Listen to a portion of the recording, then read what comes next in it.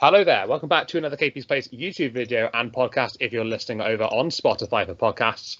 This is our WrestleMania Goes Hollywood results and reactions video. We're going to be discussing everything that happened over in LA and basically what we thought of all the matches that went down, all the happenings, all the results, this, that, and the other. And we're going to be breaking everything down as to what we just genuinely thought of the entire weekend. I am joined here by Kurt and by Scarlett, and we're going to do things as we normally do, take it in turns, breaking things up and just discussing what we thought of everything that went down. So, without further ado, let's get started and let's get underway. We will get started with the first match that kicked off the weekend, which was on night one. John Cena took on Austin Theory, and that was for the United States Championship.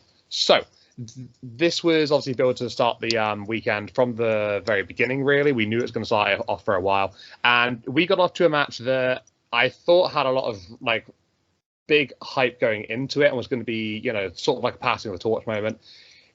The match was a little underwhelming. That's what I will say here. I think it was okay. It was fine for what it needed to be, but I think I would have expected a bit more here. So the match went in sort of like a way that Theory controlled it for the majority. There were spells of John Cena basically making it difficult for Theory to sort of retain the championship and whatnot. Obviously, fighting adversity as a champion would be expected to do. Yeah, Cena got very little offense in the entire match. It was quite heavily dominated by Theory for the most part. Obviously, you had a couple of individual moments that allowed Theory to sort of capitalize on his current character by biting at the hand of John Cena when he was in the STF. And I think there was another bite early on in the match as well. I think it was a skip with over by the turnbuckle. A couple of little crossing that line moments from Theory, but obviously looking to defend a championship in the way that he knows how to. I think he bit his ear actually, is what I've got written down here. But Theory winning wasn't really a surprise. It started off the show. I think there are better ways to start the show, honestly. But I gave this match a 5.5 out of 10. Thought it could have been a lot better than what it was. I was kind of disappointed, really. I thought it could have been way more interesting and way more exhilarating between the two of them. I know they're better than this, so it was kind of a shame in that aspect. But yeah, I mean, Theory winning was obviously the expected result in my eyes. I think it's the right result as well. Having a part-timer becoming United Champion doesn't really fit, considering they're trying to boost the prestige of these mid-card titles. So yeah, Theory winning, I got no problems with. I was happy with that. I'm glad, but I wished for a better match. That's all I'm going to say. Kurt, over to you, buddy. What would you like to say regarding this one?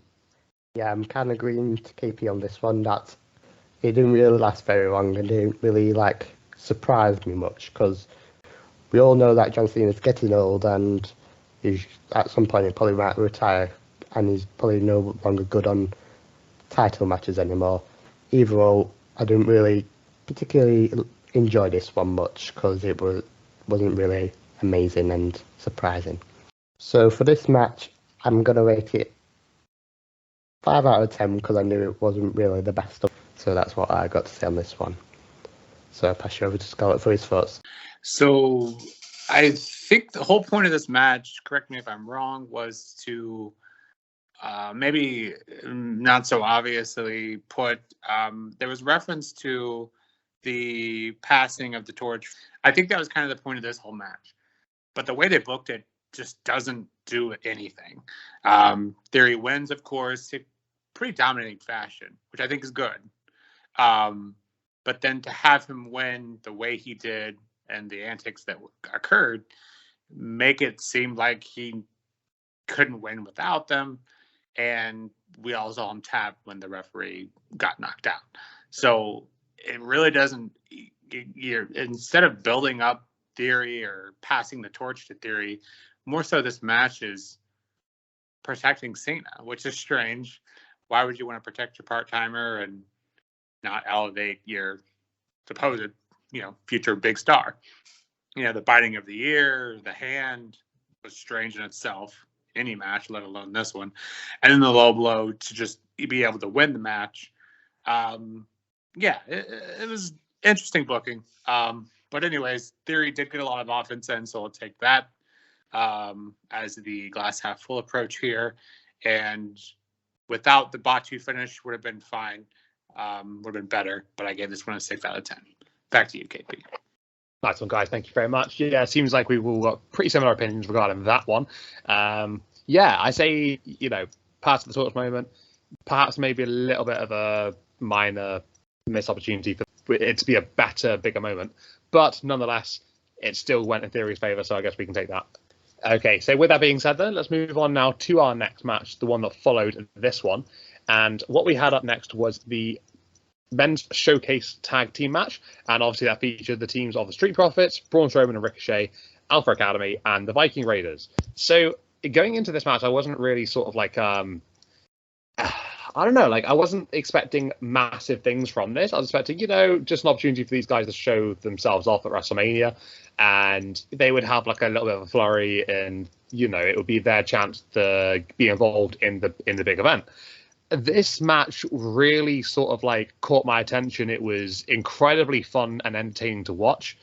I thought the whole match as a general was just really, really chaotic, and like I said, I used the phrase entertaining. This is what this match was for me. It really, really was that. There wasn't really a great build to this one. I didn't really mean anything going into it and such, so I didn't really have high expectations. But wow, these guys really showed up and showed hard as well for this particular match. There were some great spots in particular in this match as well, featuring the likes of when Dawkins stopped the Strowman Express. That was a particularly really good moment for myself. Ricochet, obviously him just being himself, high-flying, crazy talent that he is. Gable's rolling German suplex on Braun was absolutely insane as well. Like, there were just really good moments throughout the entirety of this match, and yeah, it made for a really compelling watch and definitely surprised me in a great deal. But yeah, hugely entertaining, great fun to watch. I think this could have been the match to start WrestleMania, in my opinion, to be honest. It would have just ignited the crowd and really got them freaking hyped for the show as a general. But either way, they went with this one being second. I rated this one an 8 out of 10. Like, I don't know if I'm getting caught in the shock value here, but it was just a really great match to watch, and I was very surprised by it. Kurt, what did you make of this one then?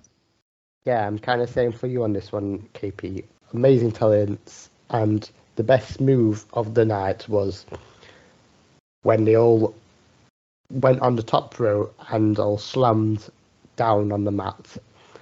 And obviously Street Profits picked up the win and didn't really got much to say about this one. I think this was really a good hyped match to have the crowd, and really good and entertaining and good movements in this one. So I rate this one a 7 out of 10.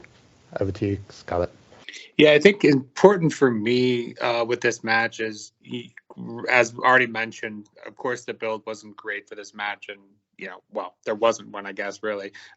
Just kind of thrown on there last minute.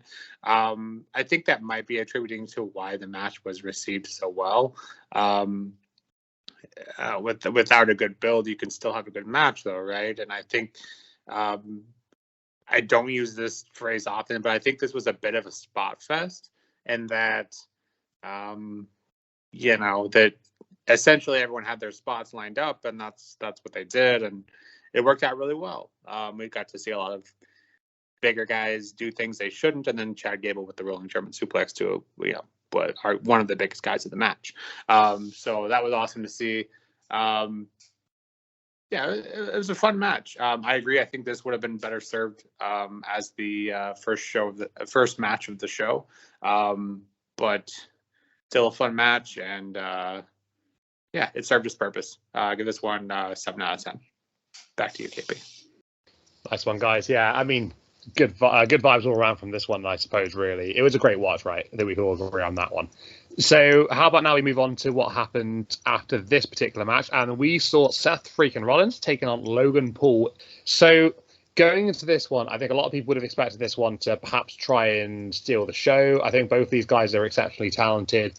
Logan Paul, especially considering the short period of time that he's been involved in the company, and obviously Seth Rollins, one of the greats. Both of them going at it here. It was a really great match to watch. I believe that thoroughly. It had the expected result with Seth winning in my eyes as well. And yeah, both these guys really showcased their talents exceptionally well in this one. They had the Prime Bottle mascot walking down and joining the entrance of Logan Paul and being at ringside for him during the match. That was later revealed to have been KSI, his primed energy drink buddy, I suppose you could say, really. The other guy who's obviously doing the business with him, so his partner in crime there. And there was quite a cool spot, obviously, with the announce table towards the end of the match, just before the pinfall, where Logan obviously at the top of the turnbuckles, looking for that frog splash or splash, whatever you want to call it, onto the announce table on Seth Rollins, but Seth would just drag KSI onto the table, and that would see out the match there. From there, Seth getting that momentum and just basically putting it in his favor, quickly would finish it up after getting him back in the ring. But yeah, KSI being there was quite surprising. I thought it might have been Jake Paul, but yeah, it turned out to be KSI. So bit of a shocker on that one, I would say. But yeah, loads of near falls, really made for a great finish in this one. And I gave this one 8.5 out of 10. I thought it was really energetic, fast paced, and yeah, just a really good match between the two of them. Can't really ask for much more from this one, I suppose. Kurt, what do you think about this one? Yeah, for me, this one, I'm agreeing with KP again. I thought this was a really good match to put on, and I liked Logan Paul's frog splash to KSI when it meant to be Seth Rollins, when Seth Rollins pulled him. I'm just thinking about if Logan and KSI could probably be doing a future. But either way, it was a good match, and I really like all the kickouts, and that one part of it, I thought Logan Paul was going to win, but Seth Rollins managed to attack Logan Paul and get the win. And I noticed it's been a while since one of the celebrities from WrestleMania has lost to a match. So I'm happy with Seth Rollins get the win, and I thought this was a really good match, and I rate this 7 out of 10. So I really enjoyed this match, and it was really fun to watch. So over to you, Scarlett. Yeah, Kurt brings up a few points and why I thought maybe Logan Paul would win this match.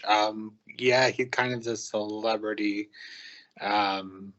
He's kind of on the verge of no longer being that. He's kind of like a main roster guy, in my opinion. So I kind of felt like he could have done better with the win here, to kind of help him elevate his status in WWE. And then upon looking into that, I guess after Saturday his contract is expired, so that may be why they booked Seth, and maybe they're unsure if he will resign.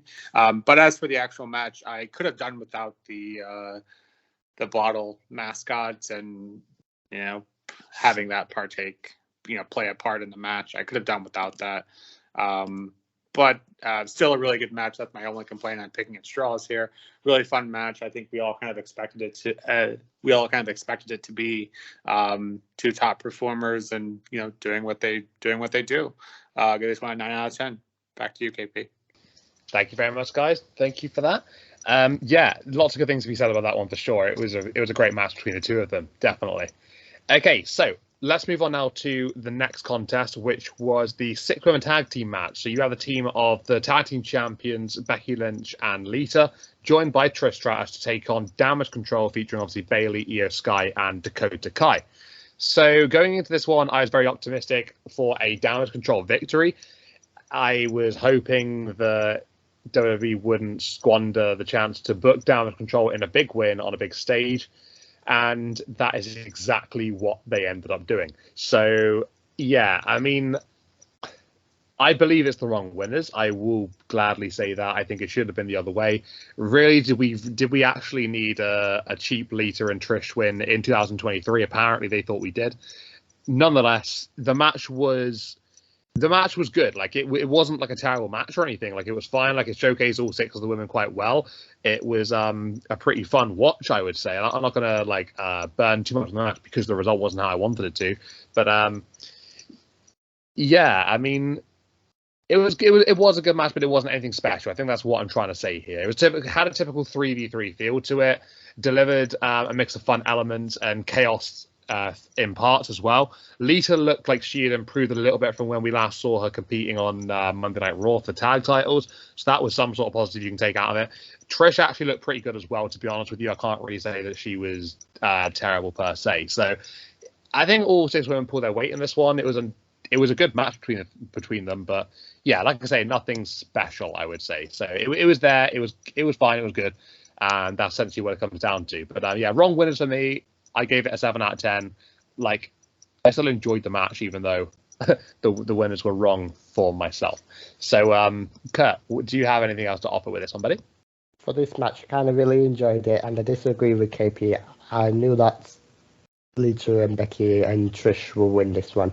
I was kind of expecting like a Trish to turn heel, but it didn't happen. But either way, I'm glad that Becky, Trish, and Lita won the match, and I can't wait to see what they will do in the future, because I quite like watching Lita and Becky Lynch as a tag team. I think they're probably going to do well. But either way, I thought this match was really fun, and I rate this one a 6 out of 10. Over to you, Scarlett. Don't get me wrong, I enjoy Lita and Trish. Just not being booked over talent today. But I'm not going to turn this into a rant video. I agree with KP. This should not have been booked that way. But it is what it is. The match itself, no one looked bad here. No one looked bad in the match. But also nothing, special by any means. But yeah, it was just there for me. I gave it a 6 out of 10. Yeah, it was good, not great, nothing special. Back to you, KP. Very similar sounding there, Scarlett, to be honest. Yeah, that's I think that's what it was like. Obviously, Kurt with a little bit of mixed opinions there, but is what it is. We take different opinions from these and we move along. And speaking of doing so, Rey Mysterio took on Dominic Mysterio in the next match, and this was obviously father against son. This had a large build-up going into it, where Dom would obviously be trying to provoke his dad into beating him up. Eventually, Rey, did so after Dom went a bit too far with Angie and Aaliyah. We got this match, and honestly, it was a really good match here. I thought the match was brilliant. We had situations involving Rey Mysterio whipping Dom's ass with a belt, which was just incredible to watch. I thought that was absolutely unreal. The crowd seemed to really enjoy it at the time as well. But yeah, there were like interactions with Angie and Aaliyah during the match as well. I thought that added to the storytelling of it as well, which was really, really cool. Obviously, you had Dom throwing Aaliyah's drink at her, Angie slapping Dom. Yeah, there were some nice little moments in there, individual elements that sort of like built it up into what felt like a proper family feud here. And yeah, there was this went really the right way. I know in our predictions video, I actually predicted that it would be Dominic Mysterio to get the win here against Rey. But I am definitely glad that it went this way, because obviously Rey taught his son a lesson, and that needed to be done. Let's be fair. Obviously, you had the LWO coming out to assist Rey Mysterio towards the end of the match as well, trying to even up the numbers against the Judgment Day. Finn Balor and Damian Priest were at ringside, managed to sort of like get rid of those interferences.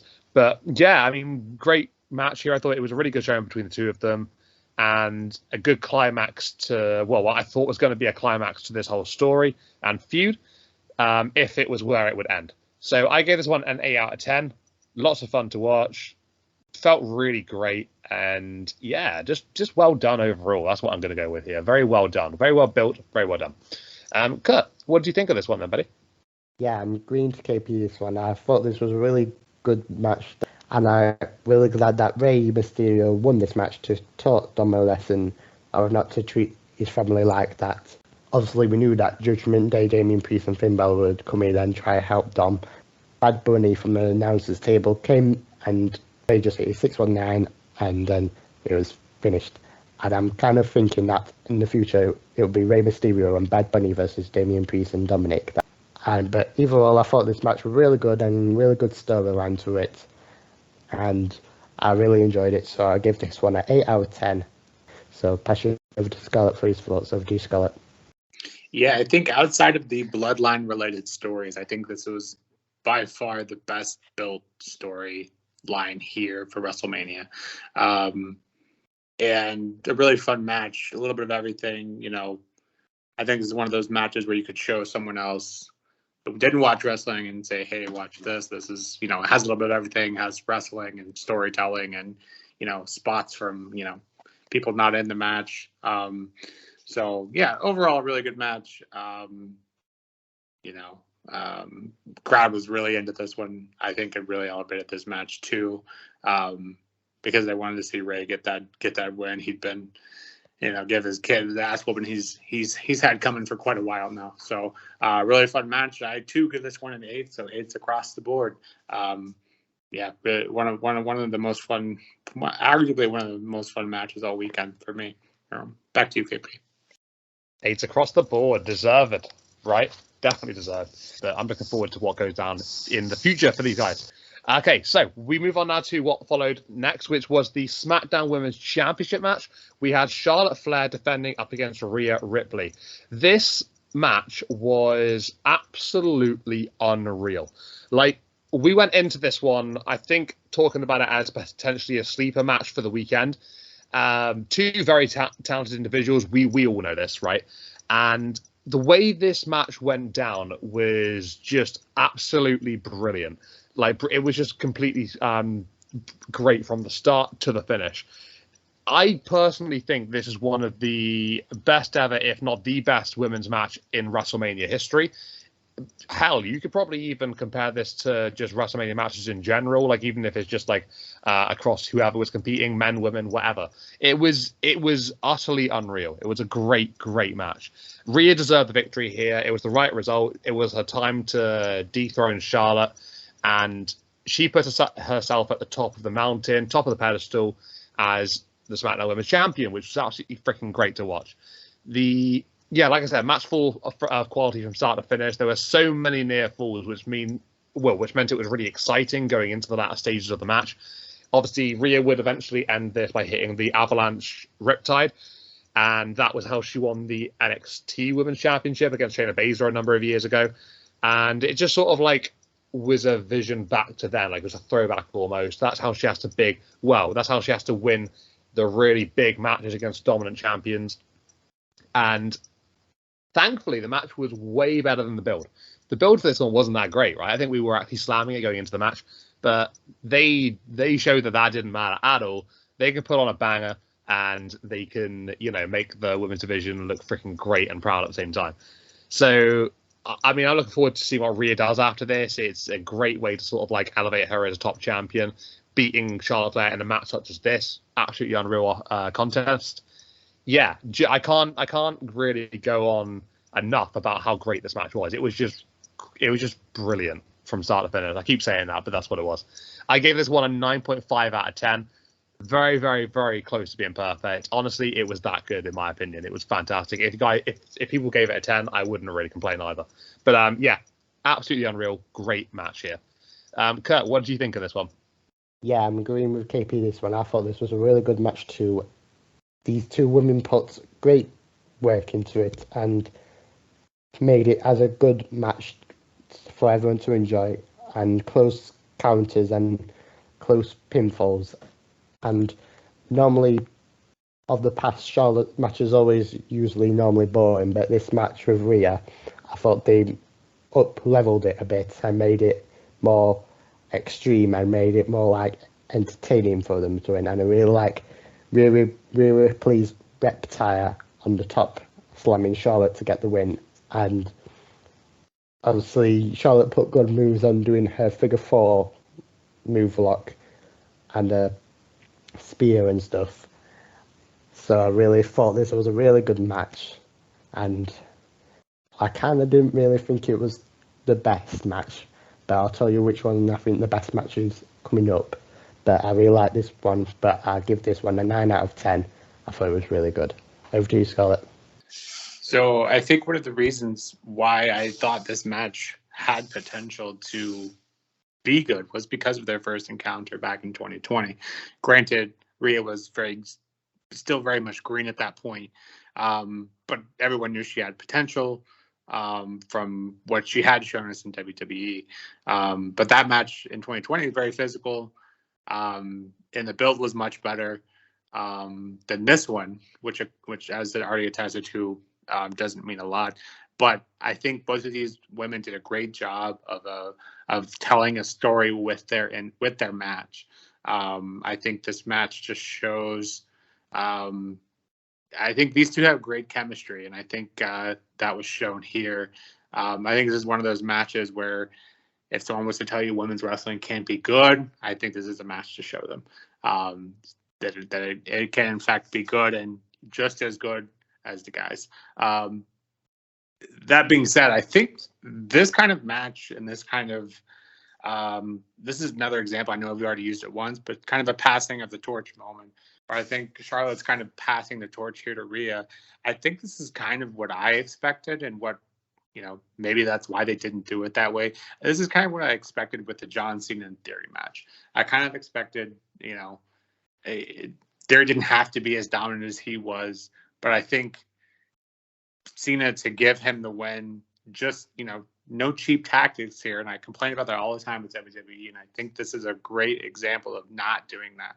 You don't have to have the cheap tactics to win a match. Sometimes the heel just can be a better wrestler. That's one reason why I love this match so much, is because we didn't really have that here.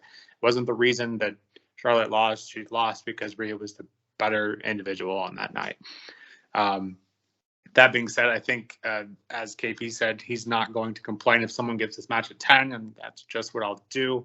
I think this is, as close to perfect of a match as you're going to get. These two just have such great chemistry, and I can't wait to see these guys again. I'm really excited to see what Rhea can do with this reign. And, nothing else I can say, nothing I can pick negatives from this match. It was just such a great match by both individuals. Back to you, KP. A lot of love for this one, and absolutely rightly deserved, 100%. These two women absolutely brought it for this match. So we now talk about what happened in the aftermath of this match.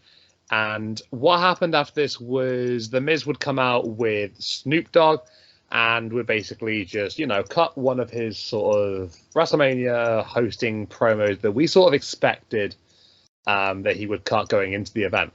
And we thought that, I think it was actually Kurt that said that there would be a chance of him competing in a match. I thought maybe he would just get sat down by a legend or something, or maybe from someone on the roster who's not really involved in any matches. Turns out, actually, that Pat McAfee had something else in plan. He was going to come down to the ring and he was going to have a match with The Miz. So, yeah, we had that one started off basically straight away there. A Pat McAfee appearance is always welcome for me, to be honest. I think this guy is really, really charismatic, and he just sort of has like a general connection with the fans, and he definitely connects with me per se. The match wasn't meant to be anything special, don't get me wrong here. It was just a cheap and cheerful way to have The Miz put in his place. I get that, I understand. But I guess it was still a little bit entertaining as well. I'm not gonna say it was incredible or anything, but it was fine. It was good. There was obviously George Kittle getting involved, helping Pat McAfee. Just sort of continues the strong celebrity guest appearances that we've had during the matches so far. That's sort of continued the status quo for this night. But the match was fine. It is what it is. Pat McAfee getting the win, you wouldn't really expect anything else for a impromptu match like this. And I give this one a 5.5 out of 10. It is what it is. It was there. It was fine. It was good. It needed to be what it needed to be. That's all I will say. So, Kurt, do you have anything more to go on to there, buddy? No, I don't really have much to say about this one. I was kind of expecting it's going to be a match against The Miz, as he said that he has a segment. And I was kind of expecting it would be a bit more surprised than Pat McAfee. But I really hope that at some point WWE make it official that Pat versus Corey Graves could be in the event in the future. So I give this match a 3 out of 10. So I pass you over to Scarlett. Yeah, I'm not really going to give a rating just because it was more of an entertaining commercial break, I guess we'll call it. But yeah, put me down for the Corey Graves Pat McAfee match. It really feels like they're planting seeds for that. I don't see any other reason why Graves would be so hateful towards Pat McAfee. I too could have done with someone a little more surprising to Pat McAfee. I love him on the mic, but as far as in the ring, you know, he has to heavily rely on the story more so than the in-ring action. So yeah, it was fun, a fun little break in the action, I guess. It was there. It is what it is. Back to you, KP. Cheers, guys. Yeah, I mean, I can also agree with that one. I'd take a little bit of Corey Graves against Pat McAfee. Don't know if there's jealousy there maybe on Corey's part, but if he's fit to compete, yeah, let's have it. Let's bring it on. Why not? Absolutely, right?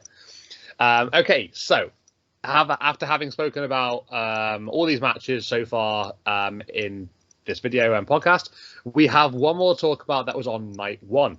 And we now go into discussion regarding the WWE Undisputed Tag Team Championship match between Kevin Owens and Sami Zayn taking on the team of the Usos, Jimmy and Jay.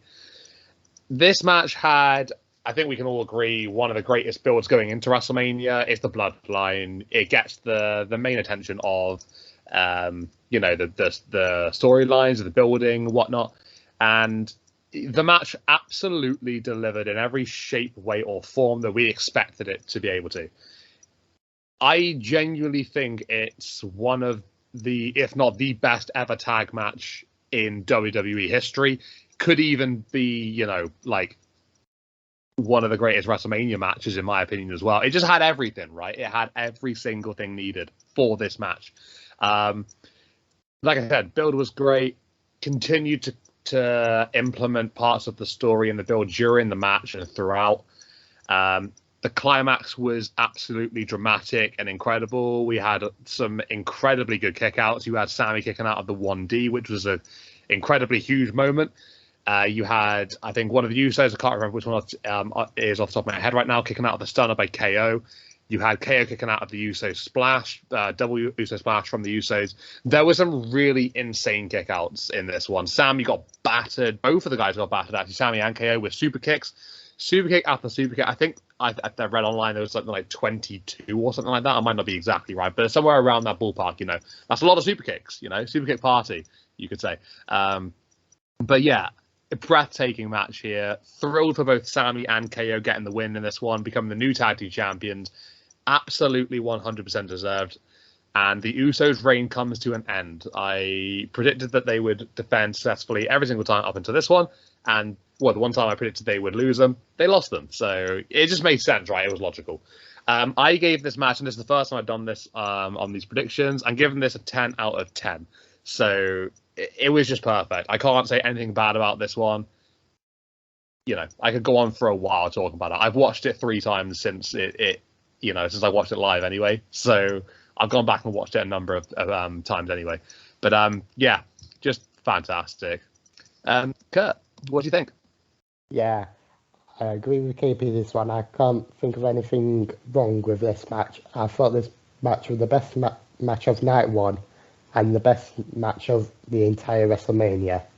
I give this match a 10 out of 10. I'm really glad there was no interference with this, because always in the Bloodlines matches, there's always has to be interference for people helping them to win the matches, but there's been none on this one, and I'm really glad that there wasn't any.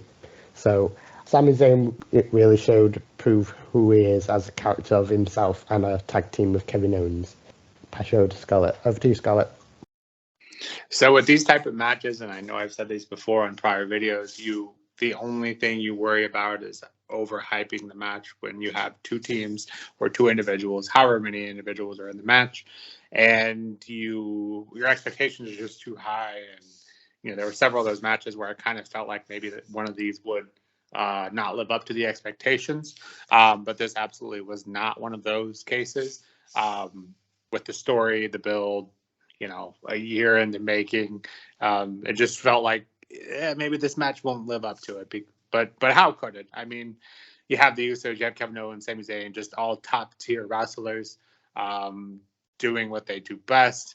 And I feel like I've probably used that phrase once already, and I'm sure I'll use it a couple more times in this video. This is perfect storytelling, and the match to finish. I know I've already given out a 10 out of 10, but you have to give this one that too. You really can't pick much out of this match and say, they didn't do this or that well. If I had to pick one thing out of it, I would say, although the reactions from the crowd were great to the likes of Sami Zayn kicking out of the 1D, etc. I think maybe a few too many false finishes. Maybe kind of lessen their move sets maybe a little bit. For instance, Sami Zayn, using 3 haluva kicks. Granted, maybe he didn't have to, so I understand why they did that. And the scene itself, him delivering the 3, were so intense, and the crowd was just eating up every single minute of it. So by no means complaining about it, but just saying maybe that their moves kind of looked like downgraded their moves a little bit because everyone was kicking out of them. But I think you just take the moment for what it is and maybe not read into it as much as I am. But that's the only thing I could pick out of it. Just a great match, and somehow with all the build and all the expectations and how long it took to get here, it delivered. So wrestling at its finest here. Perfect 10s across the board. I'm not sure if that'll ever happen again. So back to you, KP. That is a rarity, to say the least, right? 3 perfect 10s from all of us. That's uncharted territory. And I don't think we gave that last bit enough credit there. The fact that Sami would hit 3 haluva kicks and just I don't know, just the way he looked at Jay. I think what always resonates with me is that little smirk when the camera's zooming in on Zayn. He knows he's about to do it. He knows he's about to end this, and I think that will live in my head for the rest of time, I think. Okay, so that was obviously the main event of night 1. So night 1 came to a close. Pretty damn good show overall, in my opinion. So night 1 obviously came to a close there. We then moved on to night 2, following night, and we kick-started the show with Brock Lesnar against Omos. Going to make this one short for you guys, all right? So Brock Lesnar obviously picking up the win here in what was a match. You could definitely call it that. It seemed pointless in my eyes. The entrances lasted pretty much as long as the match lasted. Lesnar winning was absolutely no surprise in terms of a 1-on-1 between these two. You would expect that from the very beginning. I thought Omos may have picked up the win via an interference from the Hurt Business reforming. That didn't ultimately end up happening, so Lesnar would go on to win. It makes sense. It's logical. It went as expected in terms of intensity and enjoyability. It lasted a solid 4.5 minutes, something like that, maybe even close to 5 minutes. So I ended up giving this one a 4 out of 10. Lesnar won. Kurt, what did you think, buddy? For me, I didn't really quite enjoy this match. Obviously, Brock turning into kind of Goldberg now, as he can't really wrestle much, and we all know that Omos can't wrestle. So I was kind of surprised as Brock Lesnar managed to do an F5 to Omos. I thought there'd been loads of botches on this match of when Brock Lesnar picked Omos up, but obviously there wasn't, so I'm guessing they were planning this before they did it. But overall, I thought it was kind of just a bit boring match, just watching them slam each other and stuff. I thought this was just kind of like a slam match. So I rate this one a 5 out of 10. I don't really think much to it, but I'm glad that Brock picked up the win to prove Omos a lesson that he still can't wrestle. So I pass you over to Scarlett for his thoughts. Over to you, Scarlett.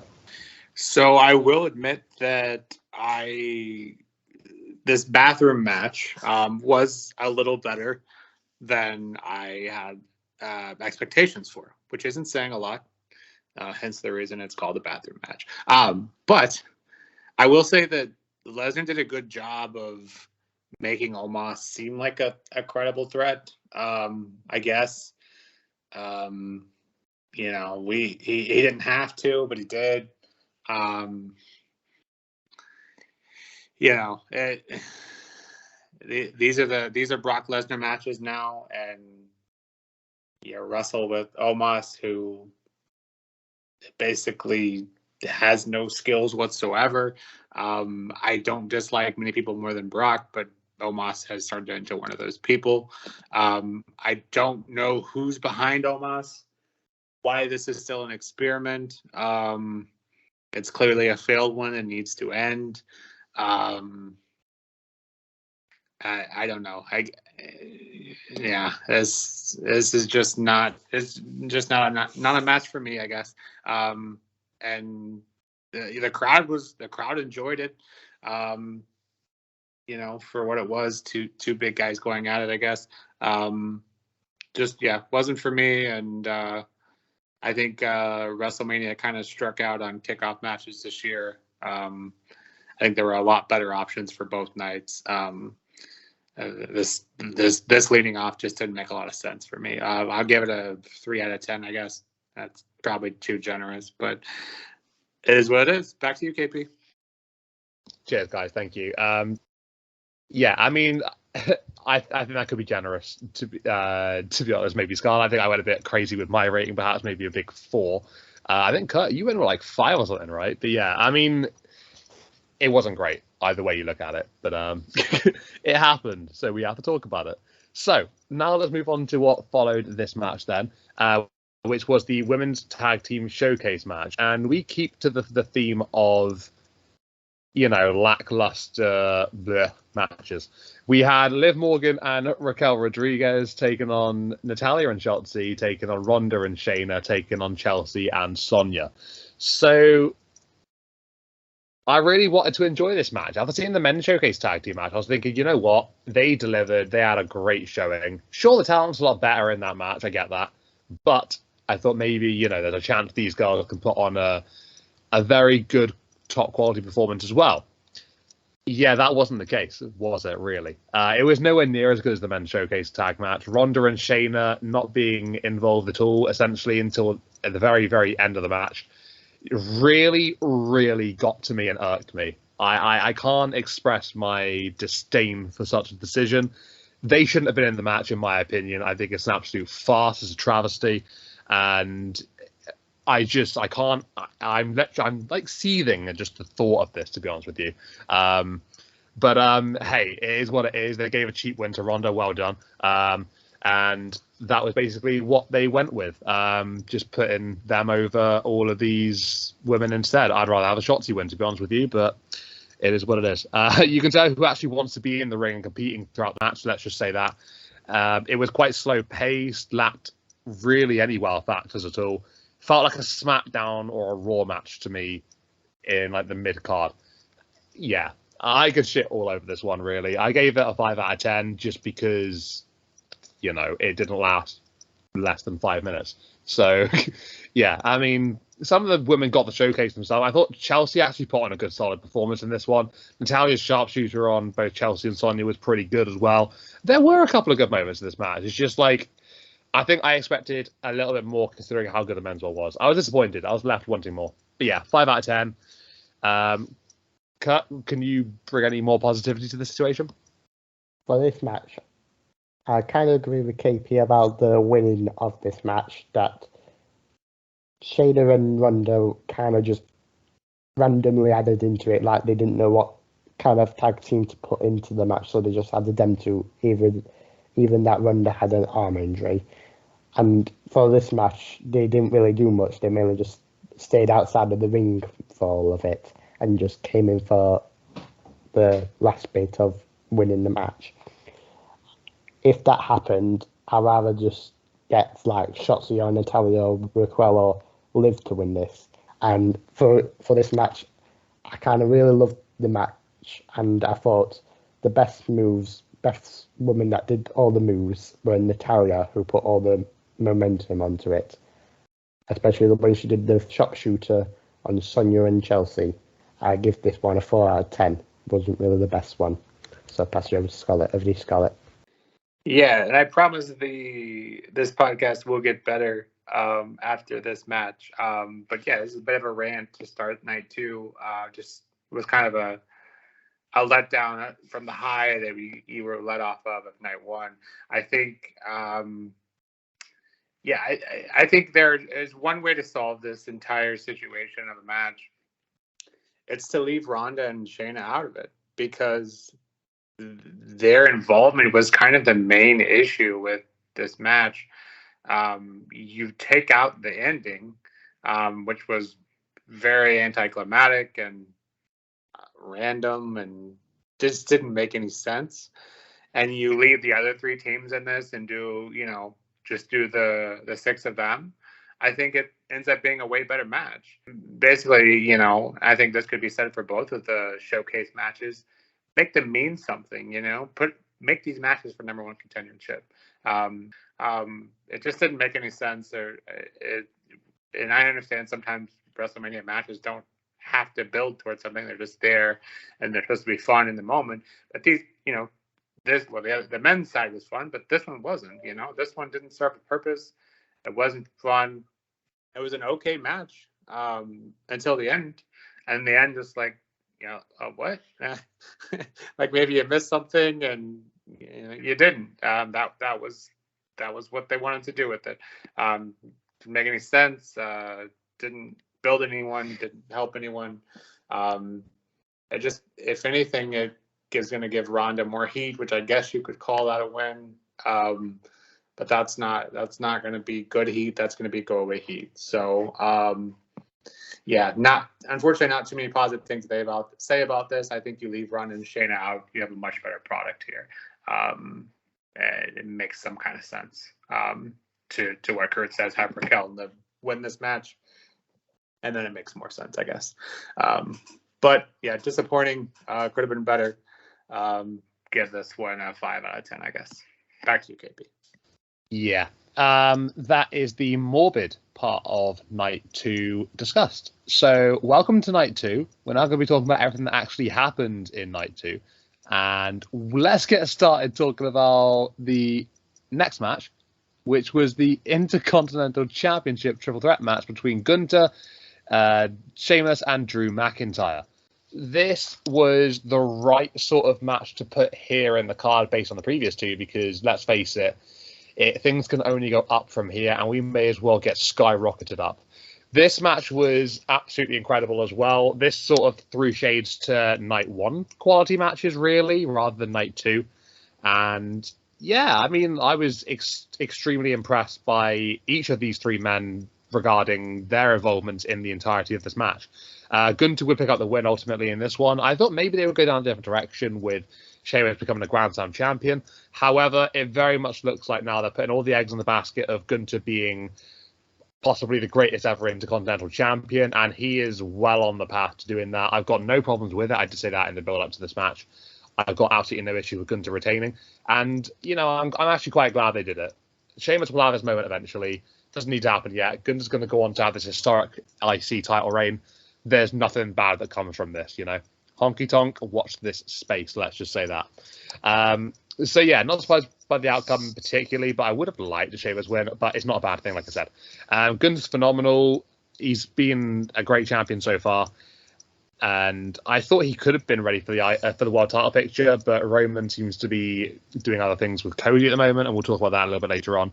But yeah, all men showcase exceptionally here. Really, really brought the heat and the fight to each other. There was chop after chop after chop. I think actually counted on the internet, I think I saw earlier, there were 75 chops in total in this match between all 3 of them, which is just nuts. Their chests were not looking too good after this one, right? But yeah, so hard hitting, so intense, brilliant match to watch. Gunther, let's see where he goes from here. 9.5, I gave this 1 out of 10. Very close to a perfect rating. I wouldn't be surprised if people gave it a 10 as well. Hey, that's what I'm about to say about this one. Kurt, what would you like to add? For this match, I really like the hard-hitting moves to everyone on this one. Only thing I wasn't really happy on is the result of Gunther retaining. I really wanted either like Sheamus or Drew to win, because Gunther's getting a bit boring now. But either way, I thought this match was really good, and I thought this was a really good match to start things off. I really think that they should have put this match first and then the other 2 to make everyone hyped. But on the results, I didn't really enjoy it. It would have been better if Drew or Sheamus to win. But either way, I wonder what they're going to do next, especially with Sheamus and Drew. I wonder if the feud will continue or end. So a 7 out of 10. I thought it was really good moves to this, and just of the result I didn't really like. So I pass for the Scarlett. Over to you, Scarlett. So this is another one of those instances where the expectations were so high. I thought maybe this one, had the potential to not live up to it. Another instance of that not happening. Every time these guys get together, it feels like it's, they can do no wrong. I disagree with KP and Kurt in that I believe keeping the title on Gunther was the correct call. I think him continuing to build his legacy with the IC title is better served than getting Sheamus his IC title or putting it on Drew for his talked about heel turn, which I'm okay with him still doing. But I think it's best served on Gunther. And I don't think he's personally quite ready for the main title picture yet. I'm sure he would prove me wrong if that was the path they ended up taking. But especially with Roman still having the title, very much okay with this result. And I think I said that before. Whoever wins, I won't be mad. But I think Gunther is the best choice here. Such a hard-hitting match and just so much fun. One of the best matches of the weekend. I know I've already gave out 2 perfect matches, but I'm giving out another one. This is another 10 out of 10 for me. Could watch these guys fight forever. So 10 out of 10 for me. Back to you, KP. Nice one, guys. Thank you for that. Yeah, I think I might have missed the bigger picture in the build-up to this one, but I certainly am not going to complain now. Gunther's going to go on to have a terrorizing run with this IC title, and who the hell is going to stop this man? He says that there's nobody in the business that has been hired yet that can take it off of him. The statements from him is fantastic. Right, anyway, so let's move on now and talk about what followed this particular match, and that is the Raw Women's Championship match between Bianca Belair and Asuka. Bianca went into this one, obviously being this quite dominant champion. She held it for a year to the day on this particular match. And I am very, very confused, gutted, disappointed, shocked by the result here. I genuinely believed with my entire being that Asuka would be the new Raw Women's Championship to this match. But lo and behold, Bianca retained. I'm yet to figure out why this decision went down like this. I just don't really understand the logic behind it. Yeah, it's not a great result in my eyes. Maybe someone can clear this up for me in a moment via Kurt and Scarlett, but I'm not too sure. But yeah, I mean, Asuka taking the loss here, it didn't do her character any favors, She's been built back up and repackaged, and this was the opportunity that I was thinking, you know what? Triple H has got the best out of Asuka again. It's that menacing, taking no shit side of Asuka, and, this is going to be the captivating moment in her repackaged image. It didn't go like that. Now Asuka is 0-5 at WrestleMania, which is just crazy to even say, let alone to understand. The match itself was good, don't get me wrong. It was a good match overall. It had good moments of brilliance and stuff. Bianca being a top talent, I think, needs to be taken down a peg, but didn't go that way. Asuka gets sent back down, gets sent back to the drawing board, I guess, and Bianca can continue to bulldoze her way through the only viable woman that can challenge her for the championship. It's just knock them down, carry on from Bianca Belair. But honestly, the match was good. I'm not going to deny that. There were a couple of nice spots during the match, Bianca showcasing her strength. And yeah, it was a good title match. It's just it was the wrong call for me personally. I gave this one a 7.5 out of 10. It's just I would have liked the right result, and I truly believe this was the wrong one. Maybe you guys can clear things up. Try and help me out here, please, Kurt. Yeah, for this match, as KP said, I was kind of expecting for an Asuka win, but somehow WWE made Bianca to retain. But I'm happy with Bianca retaining. I'm just thinking that it will be a rematch, and they'd probably be the reason why I'm thinking that they made Bianca retain, because there wasn't really much feud against each other more. They mainly just tag teaming against each other, which didn't really help. So I hope that upcoming Raws, that Asuka and Bianca more feud each other to build up to backlash against each other. And that's when I think Asuka might get the WWE Women's Championship against Bianca Belair. That's what I think will happen. So I pass you over to Scarlett of D Scarlett. So unfortunately, I think the booking decisions kind of cover up this match. By no means was on the same level as Rhea and Charlotte, but this match wasn't bad by any means either. I think so many people are just disappointed in the fact that they debuted this formerly known as Kana variant of Asuka, and everyone just expected her to run through the division, get the title as soon as possible. And it's not as surprising as I thought it would be when this match was first announced, because like the other women's title, there wasn't much of a build here. You could argue hardly one at all, even. So I think unfortunately Asuka's lack of execution. I don't want to say it's Asuka's lack of execution.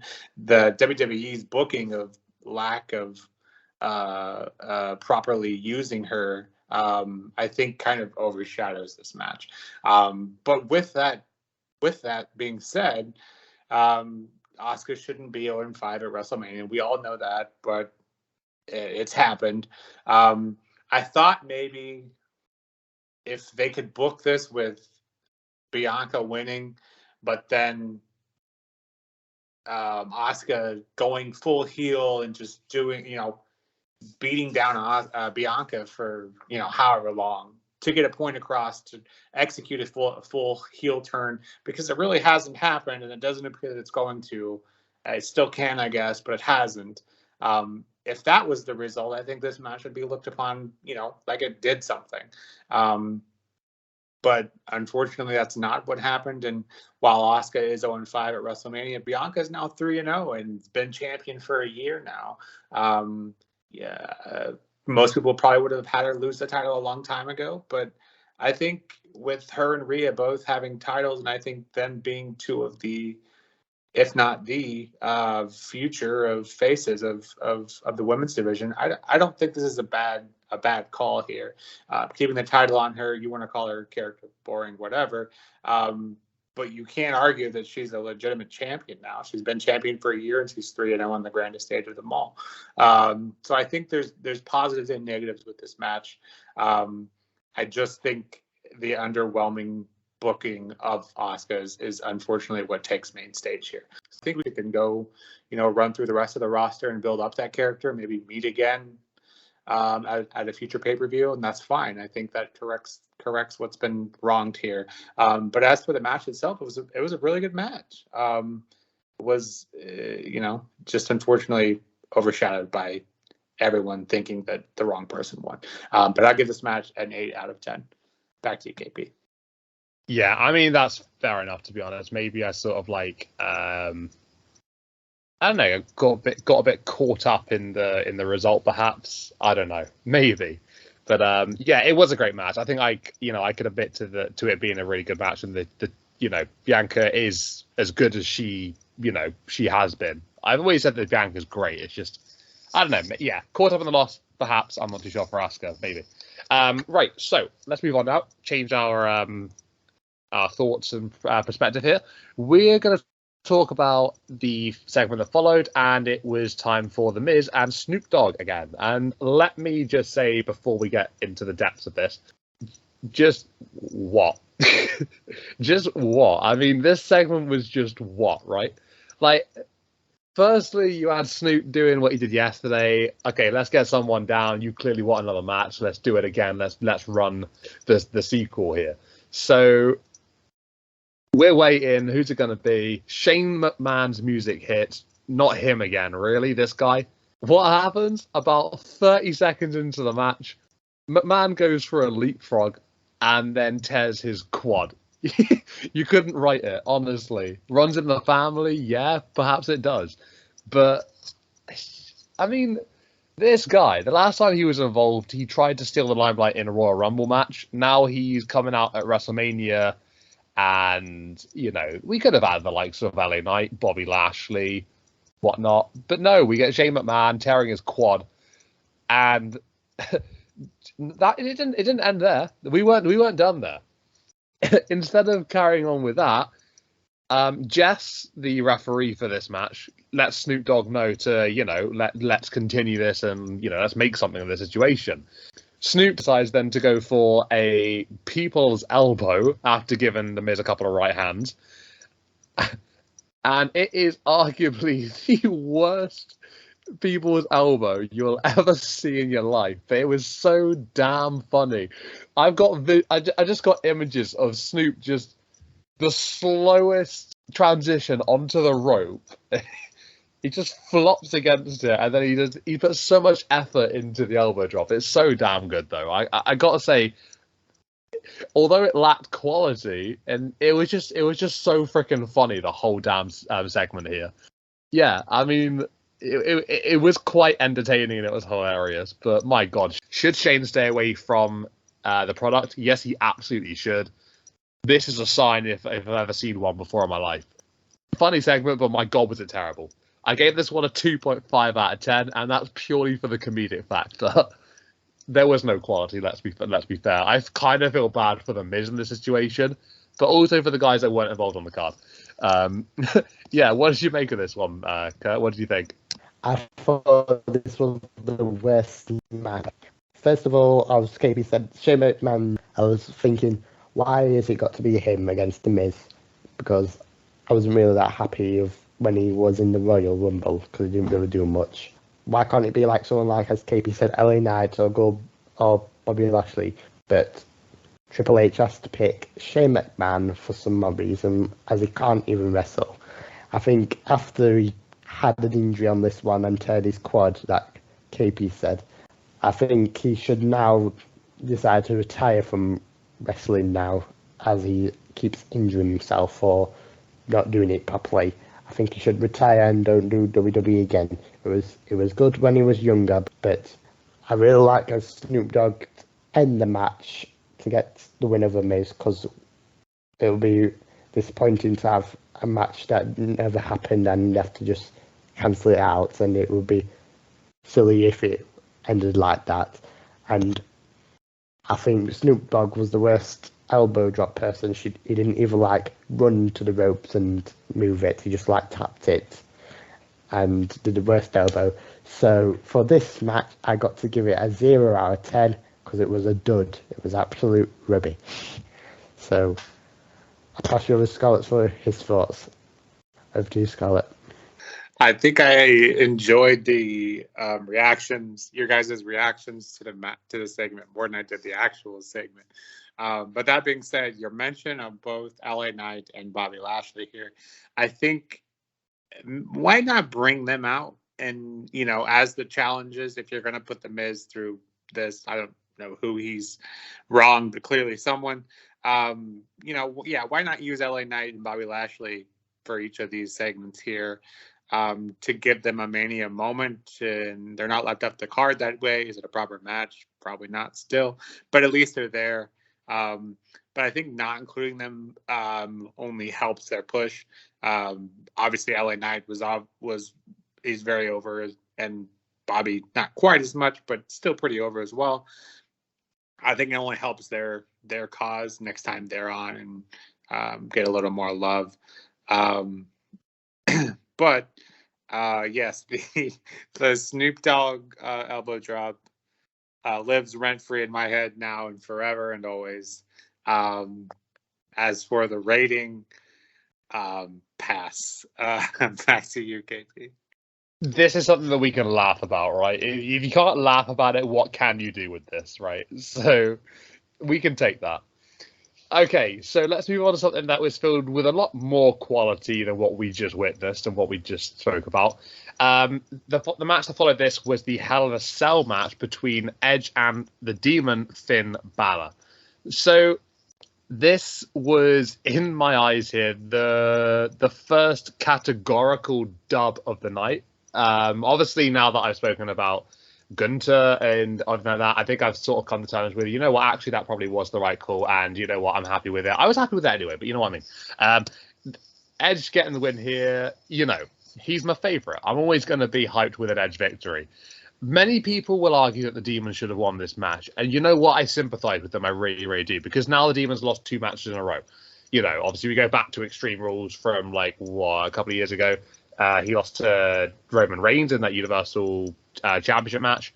Yeah, sure, absolutely. The Demon's image has been heavily tarnished between those two matches, and I completely understand the thoughts behind that. In my eyes, it just made sense for Edge to win this match. You think of it as a case of he's been fighting the Judgment Day for the last 8 or 9 months, and the Judgment Day has been constantly getting back at him, knocking him back down, putting him on the shelf for a little bit. Edge works his way back in, and then, he's out again for a bit. Yeah, but sure, that's the part-time business, I know.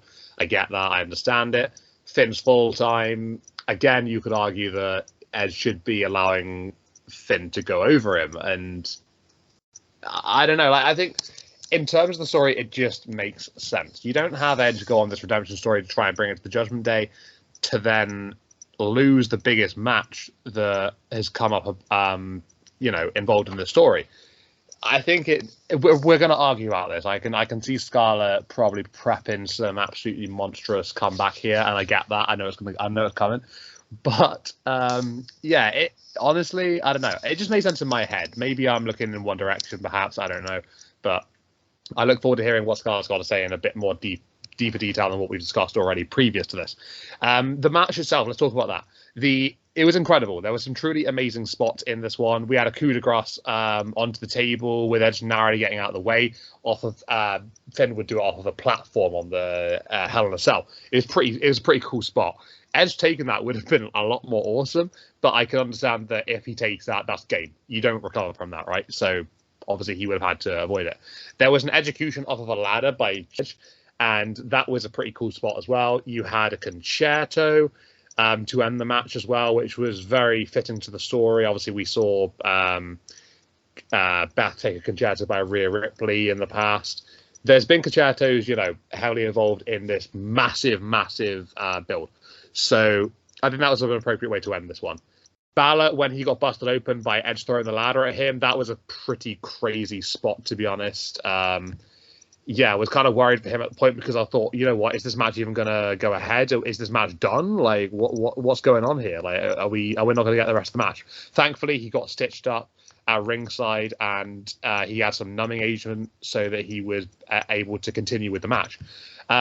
News that came out about Balor as well before this one, he actually suffered a grade 2 calf tear in the build-up to WrestleMania. Apparently, he was meant to take about 4 to 8 weeks to recover. He said, no, sod that.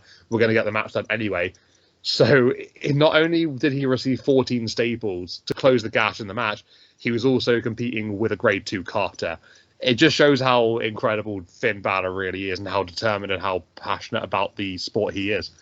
But yeah, perfect way to end the feud, in my opinion, between the two of them. Edge getting a massive victory over the Judgment Day, which I thought was much needed. Scarlett will be ready to fight me on this one.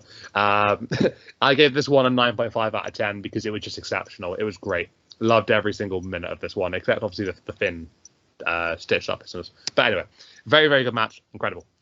Kurt, what would you say regarding this one, buddy? Some interesting thoughts from KP there. I thought I really enjoyed this match, and I thought they both put good talent into this, and I'm really glad that Edge came up the win of this because I wanted him to end this feud because I'm excited to see what feud he's going to go with next before he retires. And I thought it was really good, and I gave this match a 9 out of 10. I thought it was really good because Edge is the master of the Hell in Cells. So I'll pass you over to Scarlett for his thoughts. Over to Scarlett. Okay, on a match-only basis is what I'm going to talk about first, in that the match itself, I think you kind of forget because it was a bit off and on, the feud itself, because of Edge's. I don't recall if it was a storyline injury or a real injury. I believe it was storyline, but regardless. It's been 10 months, I believe, that they've been building this up, and they've had the mixed tag matches, and they've involved Rhea and Beth, and it's gone for quite some time. That being said, we've had a lot of these feuds where the build-up has been really, really good, and with these two guys in the match. This is another one of those instances where with these guys being in the match, could this be one of those cases where I overhype it and don't like the match as much as I thought I would? And this is actually one that kind of did. I did not know that Balor was hurt already, but that further plays into my kind of reactions to the booking. But as for the match itself, I just think it had some really cool spots in it, but it felt a little short. I think this match could have been longer, and I think it could have had more spots even, or just more wrestling almost, I want to say, and maybe not so many spots. But knowing about the injury now, it makes sense of why it was booked that way, or why it was only that long, and maybe a little cut a little short. That being said, I give the match an 8 out of 10. Was still a really good match. Actually, we'll do an 8.5. It's a really good match. Just wasn't as long as I wanted it to be, and I don't really know if you can deduct points from that, but just because of how long the feud was. As for the who should have won, KB and I already knew this was coming, and we've talked about it before and probably talking about it again. But the Demon variant of Finn Balor was booked as one of the best, hardest to beat, nearly impossible to beat. I think the only loss he had in NXT was Samoa Joe, and that was for the title. And I could be wrong, but maybe he went up to main shortly after that. Anyways, it's a special occasion to see the Demon. He lost his last 2 matches. Granted, one of them was to Roman, but that was a dodgy finish, I think you could safely say. This one was just a clean loss. No offense, but Edge is a part-timer now. If you're gonna book Edge to win this match, why bring in the Demon part of it? That's my biggest complaint, I think. Just have it be Finn Balor, because Finn Balor suffered losses.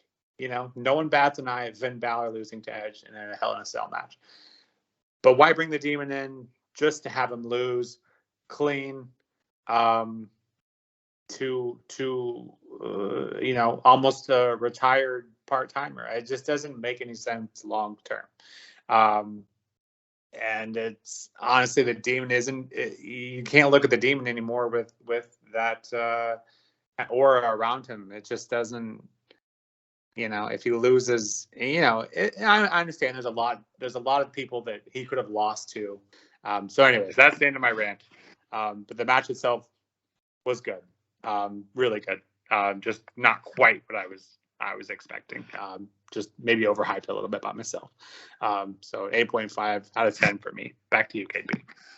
Yeah, I mean, I get it. I 100% get it. I know exactly where you're coming from. The Demon, did he have to lose? It's one of those situations. We can discuss it all day long, all night long, however long we want to, probably for the rest of our lives. We'll look back on this one years to come and think, he still shouldn't have lost that match. But hey, it was still one hell of a show from both of these guys, right? Unbelievable. Right, we only actually have one more match left to discuss, and that is what was arguably the biggest match of the WrestleMania weekend, and that was the undisputed WWE Universal Championship match between the champion Roman Reigns and the challenger Cody Rhodes, the winner of this year's Men's Royal Rumble match. So with this contest, it was very heavily perceived going into it, and I will admit that I was taken into it as well, that Cody was going to become the guy, was going to be the one to defeat Reigns and was going to be the one to end this historic title run. I really didn't want it to happen, but I truly was made to believe it was going to happen. This match was absolutely insane from start to finish. Honestly, it was just full of content throughout. Cody bringing it to Reigns and getting up to the same level as the Tribal Chief. Obviously, we'd have Solo interfere early, and then he would get ejected, sent back to backstage, and then we'd have Solo come in again later on. towards the end of the match. This was after a whole segment of the Usos and Sami Zayn and Kevin Owens getting involved, mixing it up together. We saw Roman take a haluva kick as well as a stunner previous to that. And it looked like Rhodes was going to get the job done. He hit 2 crossroads. He was going for his third. He was linking them together. Paul Heyman gets on the apron, distracts the referee. Solo comes from behind. Samoan Spike, and down goes Cody. 1 spear after that from Reigns, and it was job done. Good night. Thank you very much. Yeah, I mean, like I said, it was chaos. That's just me summarizing it as quickly as I can there, because I realize that we are quite heavily into this now. But yeah, Roman winning was genuinely a surprise. It was a good surprise. It was a happy surprise for myself. I'm one of those guys that's got the one in the sky right now, acknowledging my tribal chief with the successful defense there at WrestleMania. And he's going to hit 1,000 days, right? There's no doubt about it now. There's no question. He's going to go on to hit the 1,000 day mark, and he's going to go down as one of the greatest, title reigns of all time, really, in terms of the World Championship picture. But people will criticize the interference. And I know Scarlett referenced this earlier in one of the other matches. Don't remember which one it is off the top of my head. But yeah, regarding a heel getting the job done without any sort of like shenanigans, interference, backup, whatnot, however you want to describe it. Yeah, I mean, you don't have to have that. As a heel, you can do things in other ways. But Reigns has this family that always has his back, and at the end of the day, it's not going to take one man to beat Roman, right? It's going to take a fully pledged unit group that has to get the job done at this point. It's not going to be one guy trying to do it all for himself, like Cody, I guess, is trying to do here. Obviously, he had the help of Sami and KO, but that wasn't enough, right? You still had Heyman and Solo getting involved. It's going to take like 5 guys to actually get the title off of Roman Reigns here, with one of them picking up the championship. And they're going to have to, I don't know how they're going to do it, but they're going to decide it, logically between them. I'm talking just hypothetically here now, standpoint. It's going to have to be that situation, really, because it's always going to be the interference. It's always going to be the bloodline coming into the backup. That's how it's going to go. It's how it's always been. It's how it always will be. It's just what we expect. But yeah, next level drama in this one, right? Absolutely next level. And it seemed the stars had aligned for Cody, but alas, they had not. So many near falls. It was an instant classic in my eyes. And yeah, I mean, I love to see it. I gave this one a 9.5 out of 10. The match itself was quality, whether you agree or not with the result. I guess, you can sort of dispute the result, takes away from that. I get that. I did it for Bianca and Asuka. But yeah, I think the match itself was incredible. So I gave this one 9.5 out of 10. Kurt, what did you make of this one, buddy? Probably different to me, right? Yeah, for me, I like the middle bits. Only bit I didn't like is the beginning and the end. I only like the middle bit of it. And I didn't really like the result. I thought Cody would win, and that would be a lot better. And if he won, it would be exciting to see in the future. But we all know WWE logic that they'll make Roman Reigns for 1,000 days. And we obviously knew that interruption was going to happen with Solo Sikoa and the Usos. I'm happy that Kevin Owens and Sami joined in this time without leaving just the Usos to attack him and stuff. But I hope Cody Rhodes gets a second chance against Roman, and hopefully the second time he'll get rid of Roman as a WWE champion now. Because I think Roman Reigns is a lot better without the championship as a wrestler than his championship as a wrestler, because his segments are getting more boring, and I don't really like him anymore because it gets boring now. So I give this match a 7 out of 10, and I thought Usos versus Kevin Owens and Sami were better than this one too. That's what I thought. So I'll pass you over to Scarlett. Over to you, Scarlett. Another instance of separating the match from the booking decision, and that seems to be a common theme, especially for night number 2. Rumored heavily that, maybe not heavily, I've heard rumors that Vince was in control this night, and honestly, the booking decisions behind it makes sense, really. But the match itself, you can't ask for like a bigger main event feel. Cody been back for a little over a year, I think. All he's gone through leading up to finally getting this title opportunity against Roman, and the entrances from Cody handing his belt to Brody Lee's son, and the rest of his family being there, just had that main event feel. Just the crowd was absolutely everything. They were into it. I think this is probably as far as the crowd went, I think this was the loudest, at least from watching on TV. It felt like this was the loudest that was during this main event. They were ready. They were ready for Cody to take those titles off of Roman. And I believe it was in the predictions video for WrestleMania where I said it's very rare. We'd obviously thrown around the idea of what if Roman wins? Like a giant FU because this whole story, and I think KP's one of these people that just it was too fairy tale for him, and maybe a lot of other people agree with that. And just that Cody's been back, he hasn't lost a match, and even I'll side with that point. Like, he maybe should have lost one of his matches to Seth and that whole thing. But leading up to this particular match, it just felt like the stars had aligned. They were in Hollywood. He came back from AEW. He's here. Everything felt like it's lined up for him to take the titles. But as we all now know, that did not happen.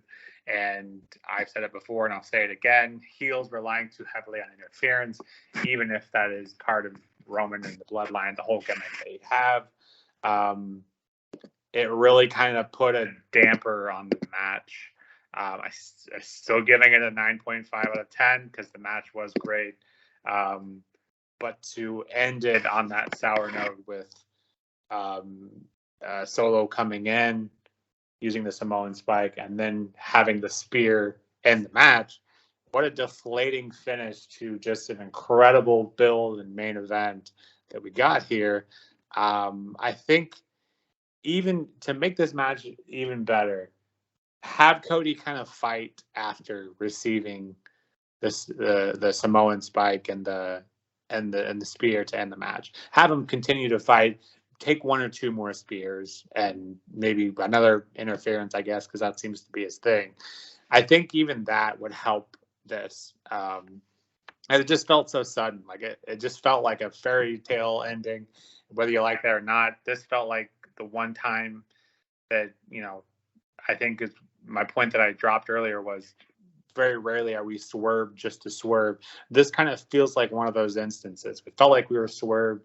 Hopefully this isn't the case, but it feels like we're just swerved just so we can get Roman to the 1,000-day mark. Hopefully that's not it. Hopefully they have bigger plans, because now you have the same issue you've had, worse than you ever have. Who's going to be Roman? Who the hell is going to be Roman? If it's going to take a entire family or whatever to KP was attesting to, like, who's that going to be? You kind of booked yourself into a corner here, and he's holding those belts hostage, and he's holding both of them. And for how much longer? You keep hearing about this time off that he's supposed to take. This was it. You booked Cody this way. This felt like the one legit time outside of maybe Drew that he was actually going to lose that title, but we did. So anyways, it was a good match. Great match, amazing match, great build. One of the few that got the proper builds. And kind of just a deflated ending is all. But I'm okay with Roman having the title. I just wish they would have done it maybe a little differently. Because at the end of the day, the interference is what caused it, and that was the quick end to it. It just so kind of felt sudden on the ending. But other than that, 9.5 out of 10. Just a deflating way to end WrestleMania night 2. So back to you, KP. Nice one, guys. Thank you very much there. Yeah, it's a controversial topic. I there's a lot to discuss regarding that one, whether you agree or not. It was big. It was big and it felt crazy at the time to watch. It's crazy to look back on as well. And it will be for a long period of time. But yeah, who the hell is going to beat them? Is going to be Roman? I have no idea.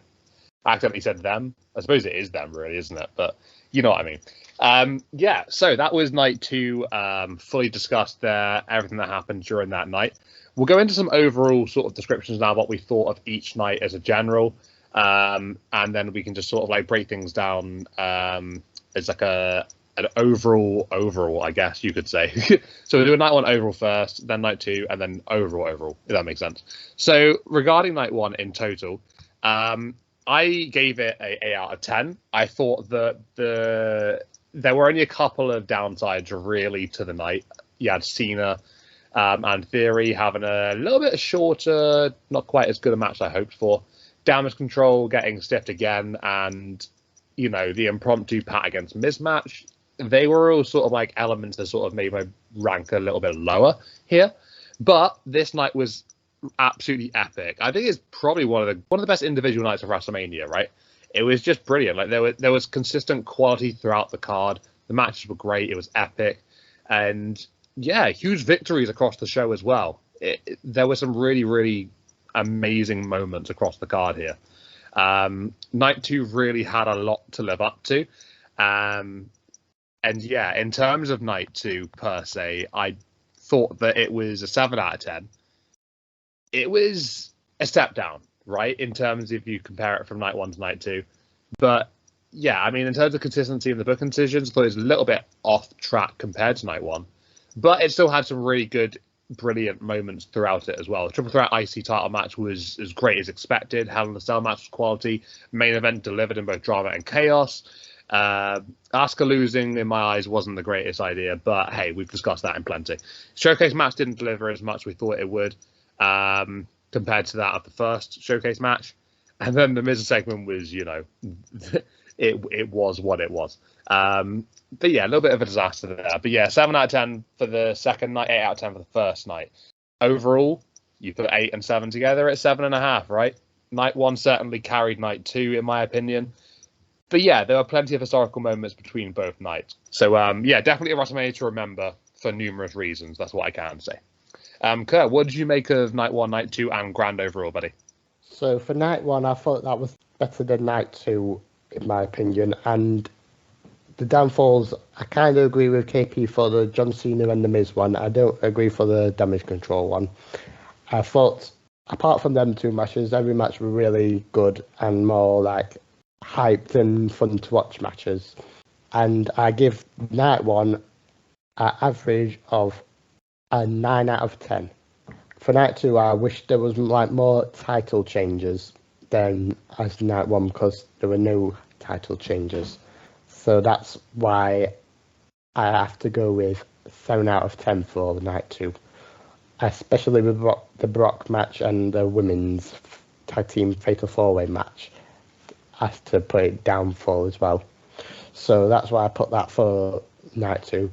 And overall rating for this WrestleMania, I will put it as a 17.5 out of 20 on this one. So that's what I got to say about that one. So I'll pass you over to Scarlett about it. Over to you, Scarlett. Yeah, I think night 1, really, I mean, you're nitpicking at reasons to not like things. And comparatively speaking to night 2, just leaps and bounds better as far as an average rating for each match. For the same reasons that were already mentioned, night 1 could have been a little better, but again, we're grasping at straws here. I would give night 1 a 9.5 out of 10. Just very, very few things to pick at here. And for night 2, I think night 2 just, and maybe it was because we saw what we did on night 1, maybe that made night 2 seem a little more sour. But I think even if the nights were reversed, I think we would have had the same kind of issues, at least in my opinion. The same reasons that have already been mentioned. We talked about to great length. There were just some questionable calls and results night 2, but doesn't take away from the great matches we did see. It was a very high and low night, I guess you could say. But I give night 2 a 7.5, which is crazy that it only has that because it had 2 perfect matches from me on it. But then the lows were very low as well. So 7.5 and 9.5 gives you 8.5. So 8.5 overall. Was a good Mania, very good Mania. Just wish they would have done a couple of things differently, and maybe excluded a couple of matches. Take out a couple of those matches, give us longer matches, or give us some other people that weren't included that should have been. But overall, very much enjoyed it, and can't wait until next year. Back to you, KP.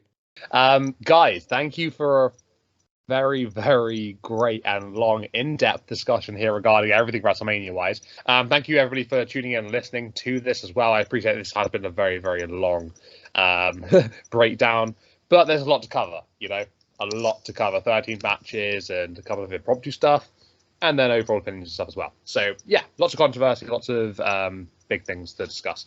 But we will be back again next time with a predictions video for Backlash. So that's going to be in a number of weeks' time. I think we've got about 4 or 5 weeks until that event. So it's a longish period in between shows.